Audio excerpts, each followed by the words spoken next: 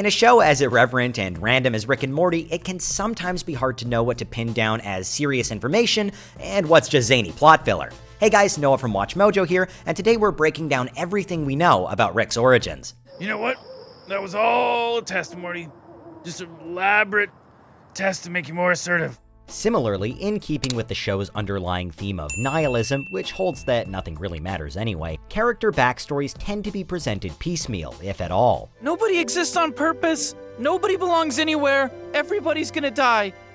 Come watch TV. While this makes for greater layering, it can also be frustratingly secretive. And no one is more enigmatic than the co-eponymous Rick C-137, aka Rick Sanchez. But if every Rick hates the government, why would they hate Grandpa? Because Ricks hate themselves the most, and our Rick is the most himself. His early life is a mystery. However, it seems safe to say that he had a complicated relationship with his father. We need a hang glider and a crotchless Uncle Sam costume, and I want the entire field of your largest stadium covered end to end with naked redheads, and I want the stands packed with every man that remotely resembles my father. Although we've been given glimpses into his origins as a dimension-hopping super scientist, those glimpses are not particularly trustworthy.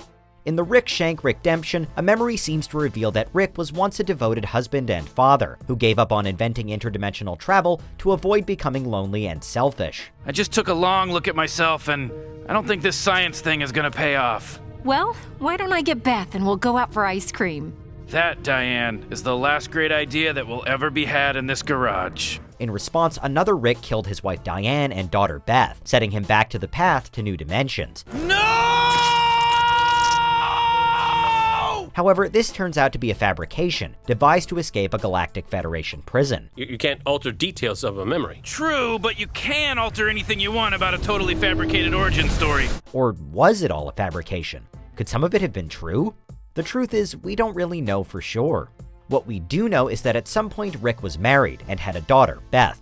In the fabricated memory, his wife's name was Diane. For all intents and purposes, and despite his emotional distance, it seems like Rick tried to be a good father, developing toys for his borderline sociopathic daughter, and even creating a pocket universe called Fruipyland where she could play safely without harming herself or others. What if I'd gotten hurt? God, you're right. I'm a terrible dad. Well, nothing to live for. Goodbye, cruel world! Dad! Oh, how do you like that? What kind of merciless creator makes the ground bouncy? As for his marriage, whether it was happy or not remains unclear, as are his reasons for eventually leaving Beth. Is that your memory of her out there? Between where you were on 9/11 and your favorite sports blooper? The act of abandonment left her with some pretty crippling issues, and may have contributed to her attachment to Jerry. But now reliving it, all I can feel is how lucky I am to be loved by such a simple, honest, simple man. The big question is, what was Rick doing while he was gone? The description on the show's Facebook page states that he was gone for nearly 20 years. But photos and brain scans of Rick with a baby Morty suggest that the figure was closer to Morty's total age, 14. Then again, fans have also suggested this is a Morty from another dimension. Not much of what happened during Rick's missing years is confirmed. Why am I the first Rick you pull in every time a Rick stubs his toe? You have a history of non-cooperation with the council. His beef with the Gromflamites goes far back enough that Rick and Bird Person were probably fighting the Galactic Federation before Morty was even born.